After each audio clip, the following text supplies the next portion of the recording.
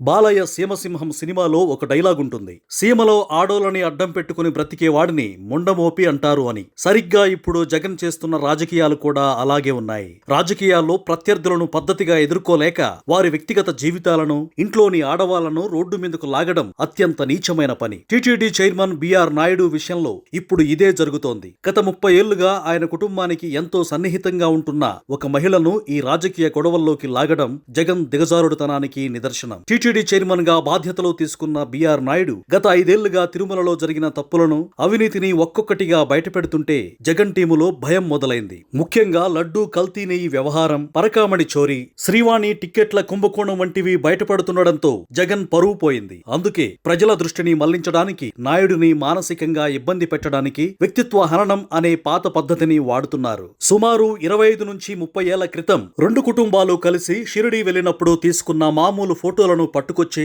వాటికి అశ్లీలమైన రంగు పూసి సోషల్ మీడియాలో వదిలారు. ముఖ్యంగా గమనించాల్సిన విషయం ఏంటంటే, ఇలాంటి నీచమైన పనులు మన దేశంలో చేస్తే చట్టానికి దొరికిపోతామనే భయంతో జగన్ తన టీంతో విదేశాల నుంచి ఈ కుట్రలు రచిస్తున్నాడు. మన దేశంలో ఐటీ చట్టాలు కఠినంగా ఉండడంతో వేరే దేశాల్లో ఉండి ఇలాంటి ఏఐ వీడియోలు, డీప్ ఫేక్ మార్పింగ్ ఫోటోలు చేయించి ఇక్కడ ప్రజల్లోకి వదులుతున్నాడు. రాజకీయ లబ్ధి కోసం సాంకేతికతను ఇంత దారుణంగా వాడుకుంటూ దశాబ్దాల క్రితం దేవుడి దర్శనానికి వెళ్లిన పవిత్రమైన ఫోటోలను అశ్లీలంగా మార్చడం అక్షరాల నేరం. ఇది జగన్ ముండమోపి రాజకీయాలకు పరాకాష్ట.